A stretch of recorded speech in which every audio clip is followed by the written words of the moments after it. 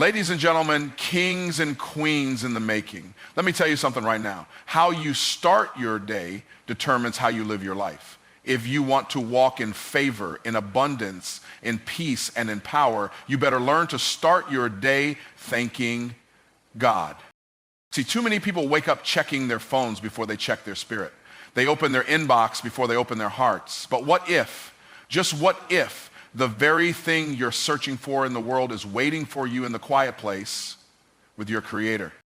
You want clarity? Start with gratitude. You want peace? Start with praise. You want breakthroughs? Start by thanking the one who already broke the chains. Because here's the truth. God woke you up today, not your alarm clock. That breath in your lungs, that wasn't guaranteed. That means your life still has purpose. Your assignment isn't done. And the very fact that you're alive right now is evidence that heaven still has a plan for your life. Let me ask you something. How would your life change if every morning before the world got your attention, God got your thanks? What if instead of saying, I have to go to work, you said, thank you, God, that I get to provide for my family? What if instead of complaining about your responsibilities, you praised him for the opportunity to grow and lead and serve? What if instead of dreading your day, you declared, this is the day that the Lord has made, and I will rejoice and be glad in it? How you start your day determines how you live your life. This isn't just a catchy phrase. It's a principle that governs your mindset, your emotions, and your actions. The first moments of your day are like spiritual real estate. What you build there sets the foundation for everything else that follows. If you wake up rushed, stressed, and distracted, you're laying a foundation of anxiety and chaos. But if you start your day with intention, gratitude, and spiritual alignment, you're setting a course toward peace, productivity, and purpose.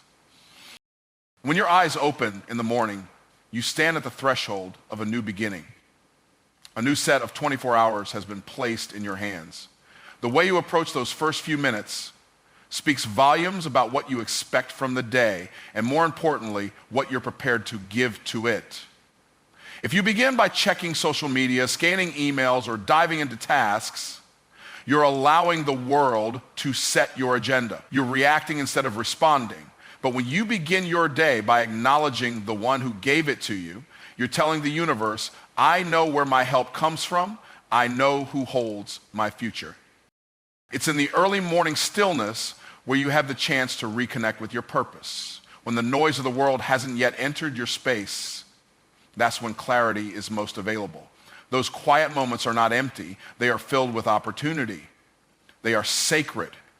They're a space where you can choose what voice you want to follow for the rest of the day. Will you listen to fear or will you listen to faith? Will you lead with intention or be led by reaction? That choice is made in the beginning, and it echoes through everything that follows. Your morning isn't just about routines, it's about alignment. It's about coming into agreement with the truth that your life has meaning, your time has value, and your calling is worth honoring.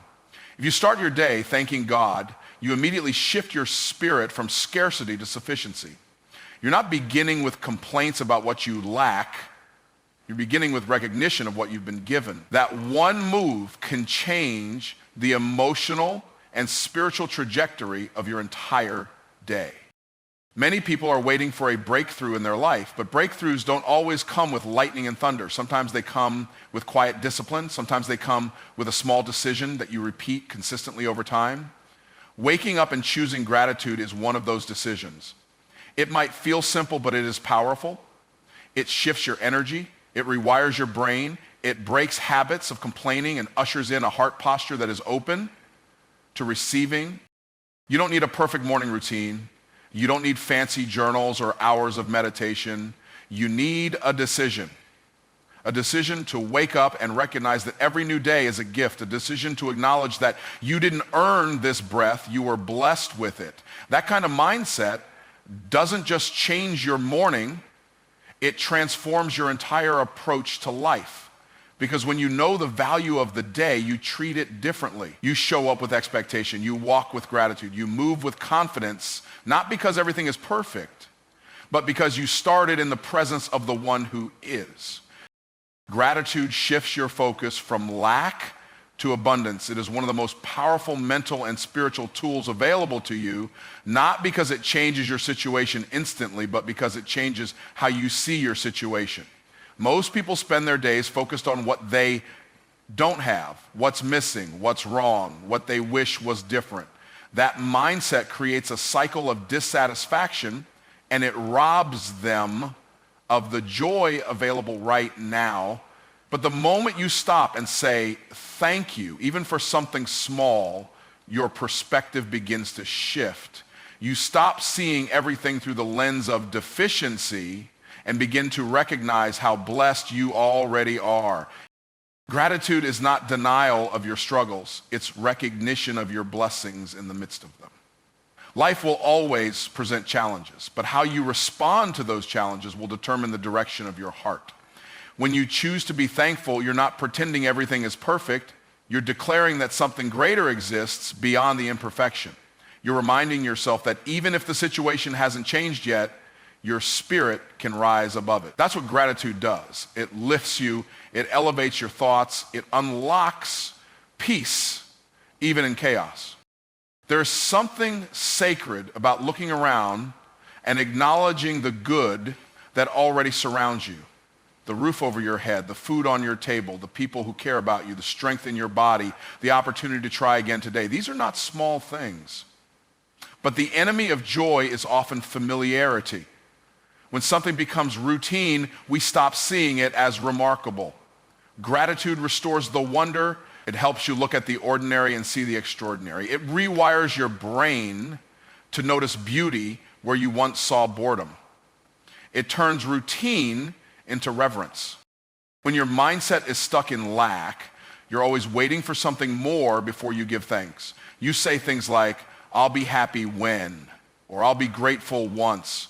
But that's a trap because it places your joy in the future, never in the present. The truth is, if you can't be grateful for what you have now, you won't be grateful for more later. Gratitude isn't tied to the size of your blessings. It's tied to the condition of your heart. It's a decision, not an emotion. You don't feel grateful and then give thanks. You give thanks and then you start to feel grateful. Abundance isn't just about what's in your bank account or on your schedule. It's a state of awareness. It's realizing that there is more working for you than against you. When you operate from a grateful spirit, you start to see opportunities instead of obstacles. You start to believe that good things are possible, not just for other people, but for you too. You speak differently. You expect differently. You carry yourself like someone who knows they're already blessed, even before the blessing shows up in the physical. A grateful heart is magnetic. It draws people in. It opens doors. It unlocks favor. Why? Because people and even God respond to a spirit that acknowledges the good instead of constantly complaining about the bad. Gratitude doesn't just change how you feel. It changes how you're perceived. It makes you more aware, more present, and more prepared to receive what's next. When you focus on abundance, you start to operate in abundance. You see time as a gift. You see relationships as treasures. You see challenges as teachers. Everything becomes part of the process, not proof that something is wrong. Thankfulness is not a reaction, it's a weapon. It is not something you use only when life is easy or convenient. It is a spiritual tool you wield when everything around you says you shouldn't. Thankfulness is proactive. It doesn't wait for circumstances to improve before it shows up. It steps in while the battle is still raging. When you understand that, you begin to use gratitude differently. You don't just feel it, you activate it. You speak it, you live it, and you fight with it. Life comes with storms, with pressure, with setbacks, but thankfulness shifts the atmosphere even in the middle of the storm. When your heart is overwhelmed and your mind is under attack, choosing to say thank you is not weakness, it's warfare. It's you declaring that your circumstances won't dictate your spirit. It's refusing to let darkness dim your light. Gratitude becomes your shield, your resistance against fear, worry, and despair. It reminds you of what God has already done, and it builds your faith for what he's about to do. There is something powerful about opening your mouth and giving thanks, especially when your feelings don't line up. That's not faith, it's faith. It's easy to give thanks when everything's going your way, but there's a deeper power release when you do it through tears, through trials, through tension. That's when thankfulness becomes a declaration, not just an emotion. It says, I trust you even here. I know you're still good even in this. That kind of thankfulness sends a signal into the spiritual realm that you are not backing down. When you feel stuck, thankfulness is a key that unlocks forward movement. When you feel empty, gratitude is the oil that gets your spirit flowing again. It is not passive, it is aggressive in the best way.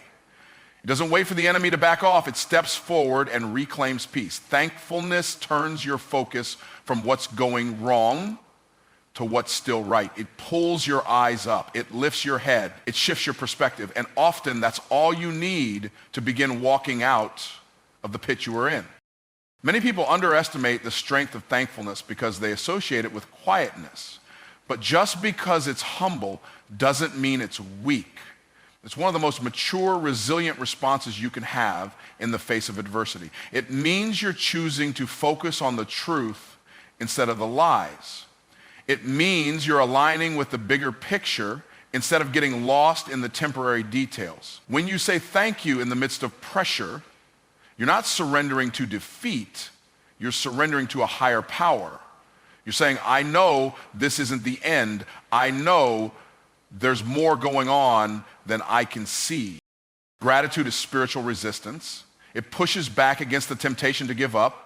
It blocks the toxic patterns of complaining, comparing, and doubting. It anchors your heart in the middle of chaos. It gives you a place to stand when everything feels like it's moving beneath your feet. And the more you use it, the sharper it becomes. The more you wield it, the stronger you get. Thankfulness builds momentum. It creates a rhythm of faith and focus in your life that drowns out fear. There is power in your words. And when those words are filled with gratitude, they carry authority. They speak life into dead places. They breathe hope into dry bones. They transform your environment. Your words create your world. And when those words are rooted in thankfulness, you begin to shape your reality with faith instead of fear. Gratitude doesn't deny the problem. It declares that the problem doesn't get the final word. Waking up is proof your purpose isn't finished. Every new morning is a divine message that you still have something to do, something to become, something to give. It's easy to overlook the miracle of waking up because we treat it like a routine, but life itself is not routine, it's not promised, not guaranteed. The fact that your eyes open today is evidence that heaven still has a plan for you on this earth. Your assignment is still active. Your name is still on God's agenda. When you wake up, it means there's still time to heal, to grow, to lead, to love, to build, to become. There are dreams with your name on them, people assigned to your voice, opportunities that only you can walk into. If you were finished, you wouldn't still be here. Your breath is proof that the work isn't done. That alone is reason enough to say thank you the moment your feet hit the floor. So often, people live like life is just something to get through instead of something to live on purpose. But when you understand that waking up is a sign of divine intention, you start to live differently. You stop wasting time on things that drain you. You stop letting fear dictate your decisions. You stop playing small because you realize that each day is a gift, a chance to advance the calling on your life just a little bit more. Some people wake up and see problems. Others wake up and see purpose. The difference isn't the day, it's the mindset.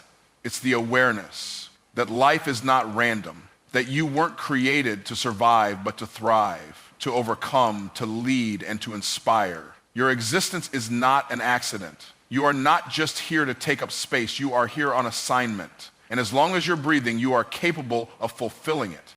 Your waking moment is a reminder that your story is still being written. No matter how yesterday ended, today is a blank page. That alone makes every morning sacred. You have another shot to make a decision, to take a step, to speak life, to plant seeds, to believe again. You may not be where you want to be yet, but You're not where you used to be either. And the distance between where you are and where you're going is filled with opportunity. Opportunity that only becomes visible when you recognize the value of today. People often wait for a big sign that they matter, for some kind of external validation to confirm their importance. But waking up is the sign. It's the most personal, most profound message you can receive. God didn't create you for nothing. If you're still here, then your voice still has power. Your hands still have purpose, and your heart still has the capacity to impact others. Whether you're on the mountain or in the valley, you're still part of the mission. When you begin to see each day as evidence of your purpose, you stop approaching mornings casually. You start them with intention. You step into them with clarity and courage. You walk into them knowing that today might be the day that something shifts, that someone is impacted, that breakthrough begins. And even if it's not the day of harvest, it's still the day of planting. It still counts. It still matters because you matter. Your voice, your gifts, your presence, all of it plays a role in a bigger story that is still unfolding. Praise invites God's presence and power into your day. It is more than a moment of emotional expression.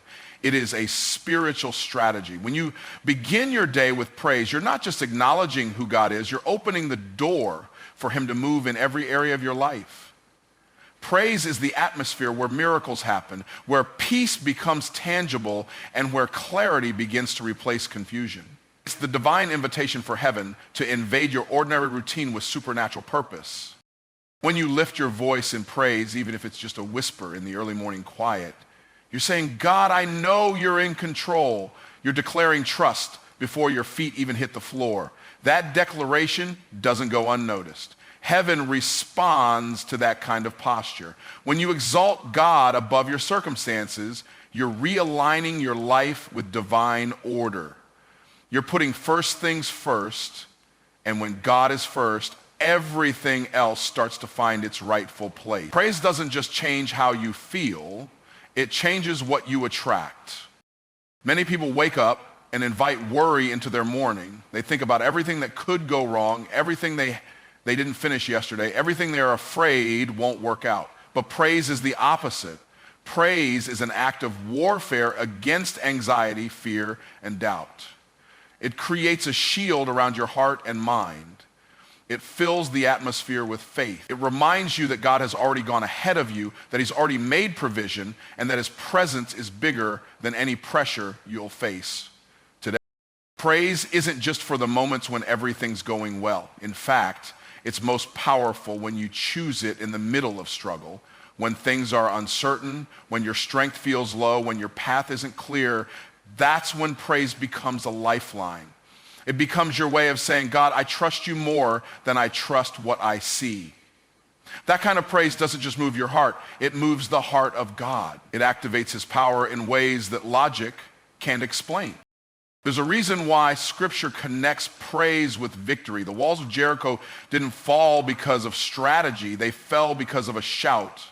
Chains didn't break in the prison because of a plan. They broke because of midnight praise. That same power is available today. When you choose to praise God before you see the breakthrough, you're showing that your faith isn't tied to outcomes. It's tied to who he is. And God always honors that kind of faith.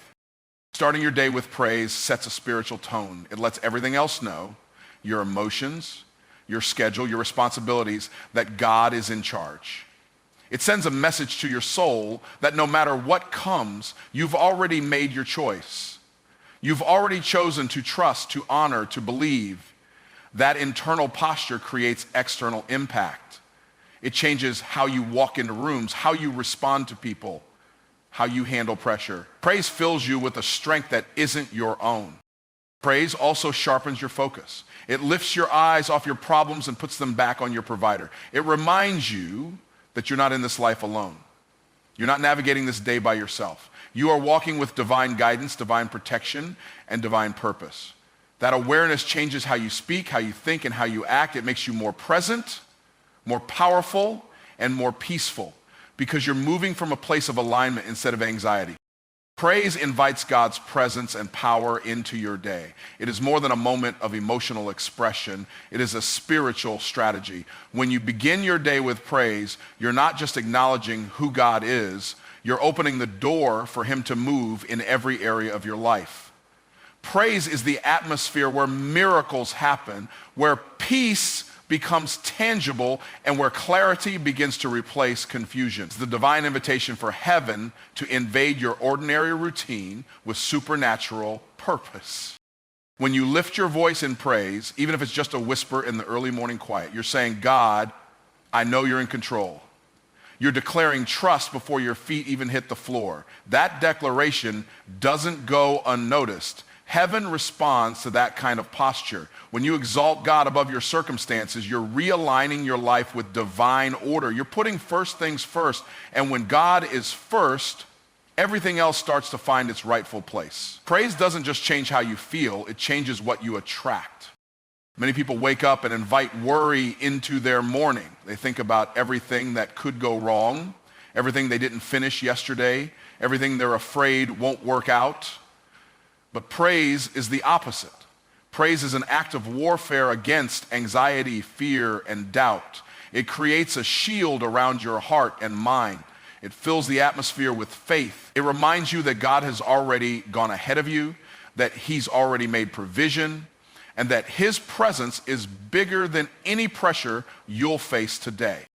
Praise isn't just for the moments when everything's going well. In fact, it's most powerful when you choose it in the middle of struggle. When things are uncertain, when your strength feels low, when your path isn't clear, that's when praise becomes a lifeline. It becomes your way of saying, God, I trust you more than I trust what I see. That kind of praise doesn't just move your heart, it moves the heart of God. It activates his power in ways that logic can't explain. There's a reason why Scripture connects praise with victory. The walls of Jericho didn't fall because of strategy, they fell because of a shout. Chains didn't break in the prison because of a plan, they broke because of midnight praise. That same power is available today. When you choose to praise God before you see the breakthrough, you're showing that your faith isn't tied to outcomes, it's tied to who he is. And God always honors that kind of faith. Starting your day with praise sets a spiritual tone. It lets everything else know, your emotions, your schedule, your responsibilities, that God is in charge. It sends a message to your soul that no matter what comes, you've already made your choice. You've already chosen to trust, to honor, to believe. That internal posture creates external impact. It changes how you walk into rooms, how you respond to people, how you handle pressure. Praise fills you with a strength that isn't your own. Praise also sharpens your focus. It lifts your eyes off your problems and puts them back on your provider. It reminds you that you're not in this life alone. You're not navigating this day by yourself. You are walking with divine guidance, divine protection, and divine purpose. That awareness changes how you speak, how you think, and how you act. It makes you more present, more powerful, and more peaceful because you're moving from a place of alignment instead of anxiety. Speak life before the world speaks doubt. Every single day, from the moment you open your eyes, you are entering into a world filled with noise, opinions, negativity, fear, distractions, expectations. If you don't take charge of your inner dialogue, the world will do it for you. And the world doesn't always speak life. It often speaks pressure, comparison, and scarcity. That's why it's critical to be the first voice you hear and the first voice you believe each morning. When you choose to speak life, you are setting the tone, the atmosphere, and the direction of your day before anything else has the chance to. Words have power. They are not just sounds, they are seeds. What you say creates what you expect, and what you expect shapes how you move. Speaking life is not about ignoring challenges or pretending problems don't exist. It's about choosing to declare what's true, even in the face of what's difficult. It's about aligning your language with your faith instead of your fear. It's about saying, I am equipped. I am chosen. I am favored. I am called, even when you feel inadequate or overwhelmed. There's something deeply spiritual about your words. You were created in the image of a God who spoke the world into existence. That same creative power rests inside your voice. When you speak life over your day, your family, your health, your work, you are not just being positive, you are activating purpose. You are planting the kind of seeds that produce peace instead of panic, boldness instead of hesitation, joy instead of dread. You are declaring that you will not live by default, but by design. Most people don't even realize how much damage they do to themselves with casual, careless words. They wake up and say things like, I'm so tired, or this is going to be a long day, or I'm already behind. Those statements seem harmless, but they become patterns. They become beliefs, and beliefs shape identity. You can't live a powerful life with a powerless mouth. You have to speak like you believe you're meant for more. Speak like you know who's on your side. Speak like you expect good things to come out of this day, not because the day is perfect, but because you've chosen to partner with the truth. When you speak life, you begin to create momentum in your spirit. That momentum carries you through tough conversations, through unexpected challenges, through moments when you might otherwise shrink back. It gives you resilience, it gives you vision, it gives you the spiritual energy to keep showing up fully and faithfully no matter what tries to shake you. And the more consistently you do it, the stronger your internal narrative becomes. You stop relying on the world to encourage you because you've already encouraged yourself. Speaking life is also contagious. It doesn't just affect you, it affects every person you interact with. Your words have the ability to lift others, to bring clarity, to inspire hope.